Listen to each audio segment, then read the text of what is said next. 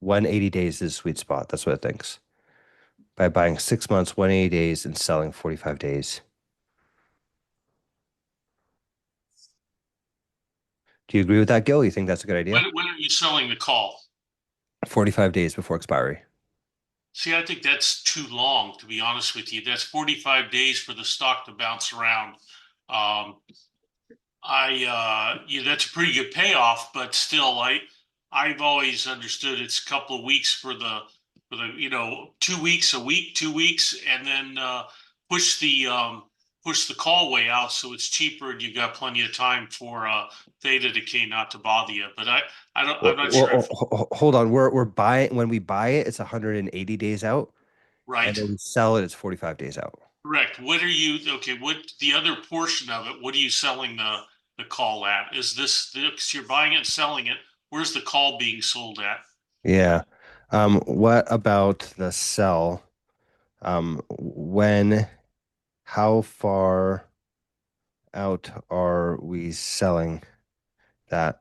I feel like the sell part is actually doing pretty well. It's protecting us quite nicely.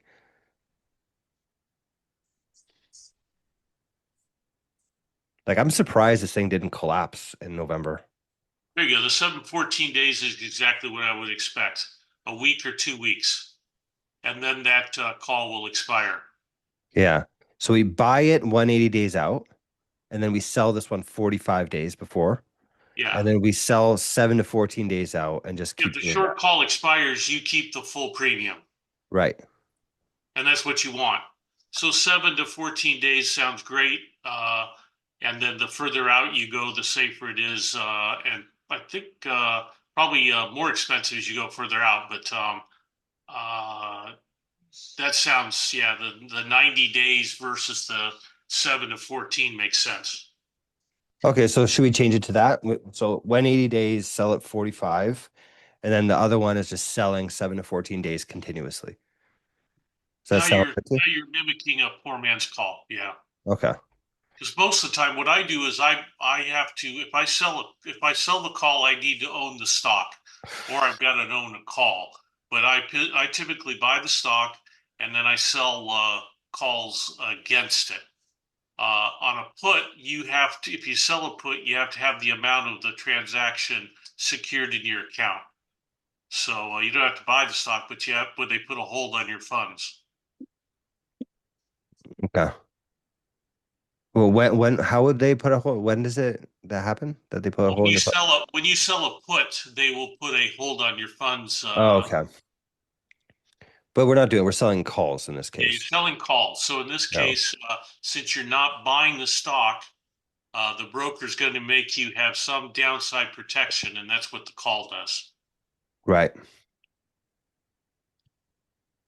Yeah, that's why there's no margin requirements on this because you're Exactly. technically covered, Yeah. right? Yeah. Yeah, that You makes would sense.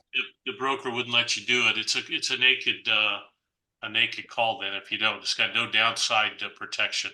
Right. Yeah, that makes sense. Yeah, and since you own it the whole time and you're selling it, that actually makes sense. I Yeah. guess there'd be some complication if you try to like when we sell it 45 days before expiration, there might be some issues with that, no? Because they might not let you sell that. I don't think so. I think uh, what you need to do is the call needs to expire, and then you sell if you need to change uh, the selling the call needs to expire.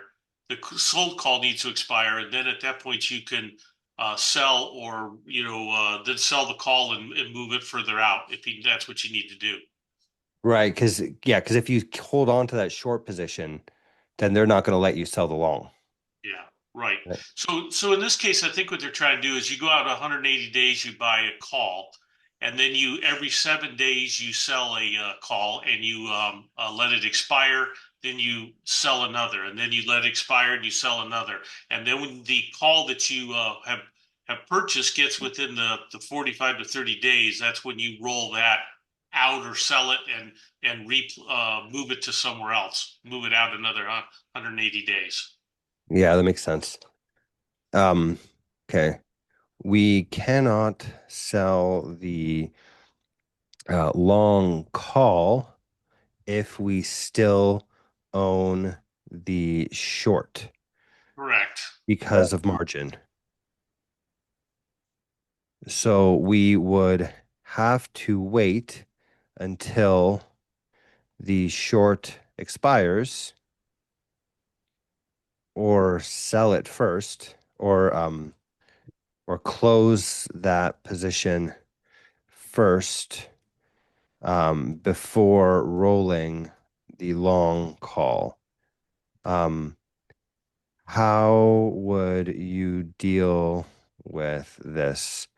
What do you think would be some good logic around it? Okay, so made the previous change, version 2, 180-day long, 45-day time exit, 25% profit target. As soon as your combined position is up 25%, the bot will sell everything and lock in those gains. I don't know. Do we want to keep that? I don't know if a profit target makes sense here. Wait, would that say profit target as soon as the combat 25% the bot will sell everything for profits, gains, again? I don't think we need that because Yeah, a lot of right. these things, I think that Yeah. could actually hurt us because the reason why we're buying these is because we want them to explode, So right? that, yeah, you want them to go up. I don't know if you want that. I agree on that.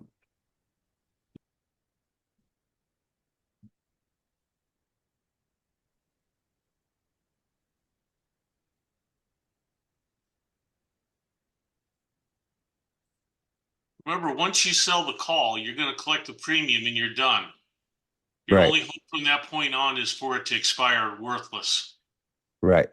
So the idea is that you want the stock to keep going up, but each time you're selling your call, that's the premium you're going to lock in. So you could do that every week and let it expire by another one and then you've got your protection out at 180 days or whatever. So you could probably do it 5, 6 times before that call would get within range. Yeah, that makes sense. That's how this is, I believe, supposed to work. But correct me if I'm wrong. But in any stop loss or anything, that's not worth it. Then you've missed the strategy altogether if you need something like that. Hmm. The idea is you got to let it expire so you keep the premium. Yeah, that makes sense. Yeah, I think we just let it expire. I don't think we like close the position, right? We just Exactly. sell it, let it expire, as far as I understand what it's doing here. Yeah, and this thing is down right now, and I have a feeling a big reason why this is down is because we did not sell the long positions. I have a feeling If you, those start to oh, expire. you know what? That could be true. Yeah. You just let it ride into the dirt. Yeah, basically, exactly. You know? Yeah, Just ran it right So, into the dirt. Yeah, and then it just expired zero rather than recouping anything. You've taken the full hit of the theta decay. well, I don't think it expires at zero because they're deep in the money, right? True. So, You're yeah, right. so there's So still some value when they expire, but we definitely exactly. lost a But lot. the theta has killed you. Yeah. Yeah.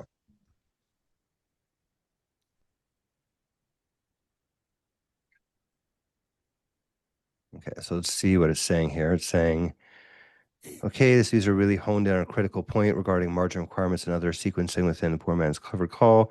They're concerned about potentially having an uncovered short call while trying to sell the long call is spot on. That's a definite recipe for margin calls or outright rejection of the order. My immediate focus shifts to ensuring the bot can handle the role. Okay, perfect.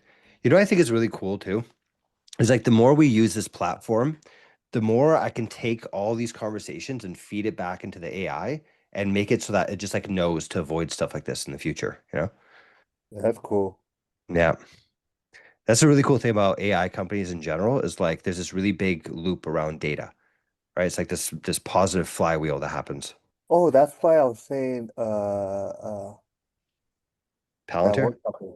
No, not Palantir. The other company that does flash drives Oh, uh okay. for data storage. That's a good company to invest in too. Which Oh, one was that again? let me find out again. I forgot. Yeah, I don't know if I have it. Oh, excuse me.